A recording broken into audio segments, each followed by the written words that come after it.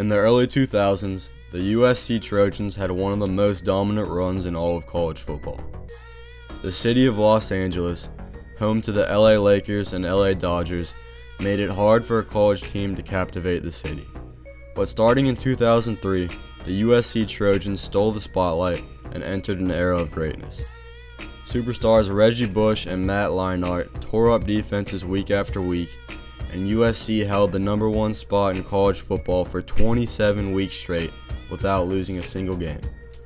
However, the dynasty at USC did not come without its controversy, and in 2010, the NCAA hit USC with harsh penalties for a lack of institutional control after recruits received improper benefits. The Trojans' reign of dominance is further forgotten and overlooked because of the program's troubles in recent years. What made the Trojans so great in the early 2000s? And how has USC star running back Reggie Bush been mistreated by the NCAA? Stick around to find out. After winning just 5 games in the 2000 season, the USC Trojans hired Pete Carroll as head coach to lead the program back to winning seasons. There was doubt around Carroll, and some thought he was not fit for the job. But by just his second season, Pete Carroll had proved all his doubters wrong, with an 11-win season, Orange Bowl victory, and #2 recruiting class in the nation.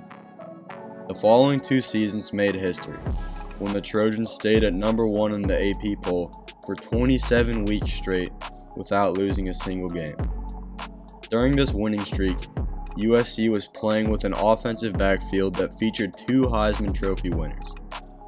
The 2004 National Championship Orange Bowl game just proved that USC was the most dominant team of the decade, when the Trojans routed #2 Oklahoma 55-19. The following year, USC played Texas in the title game and lost only after a superhuman effort by Vince Young in what was one of the best games ever played. The winning streak was snapped, and USC's reign at #1 was over, but there was still a system in place which led the Trojans to 3 straight Rose Bowl victories before Pete Carroll left in 2009. I think it's not a coincidence that Pete Carroll said goodbye to the program just before the NCAA placed sanctions on USC that tarnished the program's reputation and hindered their success for years to come. In 2006, the NCAA began their investigation on USC, which lasted 4 years and ended with harsh punishments. The investigation concluded that star running back Reggie Bush had received over $280,000 in benefits from sports marketers and that a coach at USC had known about the money. The NCAA placed a 4-year probation on USC's athletic department, a postseason ban for the football team in 2010 to 2011, and forced USC to vacate all of their wins while Reggie Bush was playing. The team also lost 10 scholarships each year over 3 years, and Reggie Bush was forced to disassociate from the school, and he even voluntarily gave back his Heisman Trophy. While it is true that Reggie Bush clearly went against the rules and was technically in the wrong, it is hard to be mad at anyone but the NCAA in this situation. Yes, Reggie received $280,000 illegally, but think about how hard he worked so that USC and the NCAA could profit off of his accomplishments without giving him a single dollar. I'm going to try and give you all an example of how much a college football player would make if they were to make money. A study by Business Insider showed that if a college football program were to use the NFL's collective bargaining agreement, where players receive 47% of revenue, if the Texas football program divided that revenue up against all of their players, each one would be worth $666,000. In this scenario, the backup kicker would make the same amount of money as a star quarterback. So if they were being paid by free market, we can imagine that the star quarterback would be making a lot more than $666,000. Now, applying this to Reggie Bush, who won a Heisman Trophy and was on the cover of the 2007 NCAA video game, we can easily assume that Reggie Bush by himself generated millions of dollars for USC and the NCAA. Even though I feel that what the NCAA did was wrong, they had every right to condemn USC and Bush for the illegality of the whole situation.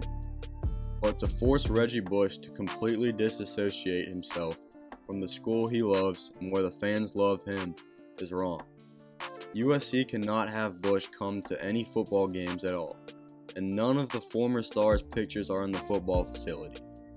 It's as if Bush never even existed in the very place he brought massive fame and fortune to.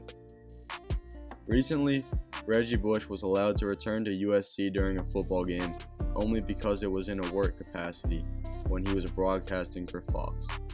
When USC running back Marquise Stepp scored, Marquise attempted to celebrate with Bush, but a referee broke it up quickly and USC was flagged for excessive celebration.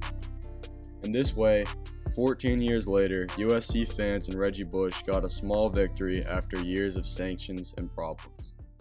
USC in recent years has had its ups and downs, from winning an amazing Rose Bowl game in 2016 to going just 5-7 in 2018. But USC now has a 10th ranked nationally recruiting class for 2021, and they are coming off a winning season in 2019. The Trojans are back on track to become a national power again and have put the past scandals behind them.